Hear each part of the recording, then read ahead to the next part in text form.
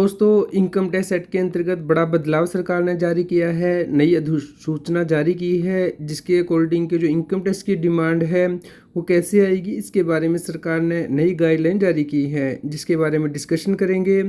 दोस्तों regular update के लिए CA Satbir Singh YouTube channel को सब्सक्राइब कर लें ताकि आपको रेगुलर अपडेट मिलते रहें।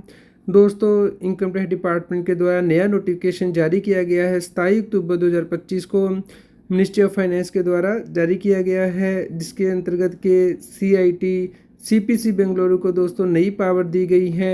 यानी कि अगर कोई गलती हो जाती है इनकम टैक्स रिटर्न को प्रोसेस करते हुए तो उस केस में डिमांड नोटिस जारी करने की पावर भी अब CPC बेंगलुरु को दे दी गई है। तो दोस्तों ये नोटिफिकेशन इफेक्टिव हो गया है जब ये ऑफिशियल गजट में पब्लिश हो चुका है उस डेट से। तो दोस्तों यहाँ पे जो commissioner of income tax Bengaluru है उसे ऑथराइज किया गया है टैक्स डिमांड के नोटिस जारी करने के लिए। तो दोस्तों सभी प्रकार के जुरिडिक्शन कवर किए गए हैं जहाँ पे कि इंटरफेस ऑर्डर जारी किए गए हैं असेसिंग ऑफिसर और CPC बेंगलोर के बीच में। उनके डिमांड नोटिस भी अब CPC बेंगलोर के द्वारा ही जारी किए जाएंगे। तो इसके लिए नोटिफिकेशन जारी किया गया है। तो दोस्तों अब कोई गलती है वो भी रेक्टिफाई की जा सकती है जो कि अपरेंट फ्रॉम द रिकॉर्ड है। यानी कि इनकम टैक्स डिपार्टमेंट ने आपके रिटर्न को प्रोसेस करते हुए कोई गलती कर दी है, कोई कैलकुलेशन मिस्टेक कर दी है तो उसे रिवाइज किया जाएगा CPC बेंगलोर के द्वारा। इसके अलावा कोई गलत रिफंड किसी टैक्स पेयर को जारी कर दिया गया है तो उसकी रिकवरी करने के लिए जो डिमांड नोटिस है वो भी जारी किया जाएगा। अगर आपको कोई TDS का क्रेडिट नहीं दिया है, जैसे कि लास्ट ईयर हमने देखा बहुत से टैक्स पेयर को TDS के क्रेडिट नहीं मिले थे सैलरी के केस में TCS एम्प्लॉइज़ को, तो दोस्तों उसके बाद उसकी रेक्टिफिकेशन की पावर CPC बेंगलोर को दी गई है।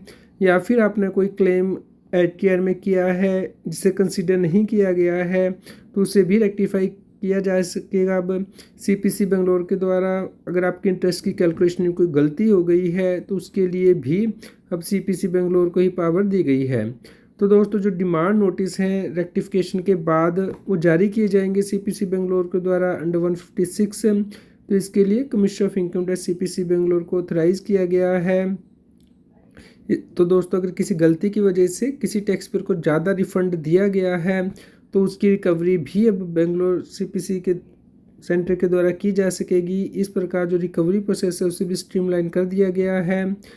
तो दोस्तों इसके अंतर्गत जो कमिश्नर्स होंगे उन्हें एम्पावर किया गया है कि वो अपने असेसिंग ऑफिसर के थ्रू ये जो प्रोविज़न है वो इन्फोर्स करवा सकते हैं। दोस्तों इस प्रकार CPC बेंगलोर अब क्विकली जो है आपकी एरर जो गलतियां हो रही हैं रिटर्न में उन्हें रिजॉल्व कर पाएगा और इस प्रकार अगर कोई कॉम्पिटिशनल एरर है उसे भी स्ट्रीमलाइन कर पाएगा। और दोस्तों इस केस में अगर उसे डिमांड नोटिस जारी करना है तो वो भी सीधे ही जारी कर पाएगा। तो दोस्तों इसे आप हमारी वेबसाइट taxil.com से डाउनलोड कर सकते हैं जो कि नया नोटिफिकेशन 27 अक्टूबर 2025 को जारी किया गया है। इसका लिंक मैंने वीडियो की डिस्क्रिप्शन में भी दे दिया है। इसी प्रकार के रेगुलर अपडेट के लिए आप हमारे WhatsApp चैनल को सब्सक्राइब कर लें। QR कोड स्क्रीन पे दिया गया है, पर लाइक करें और शेयर करें ताकि सभी लोगों तक ये जानकारी पहुंच पाए और वो इनकम टैक्स की कंप्लायंस कर पाएँ।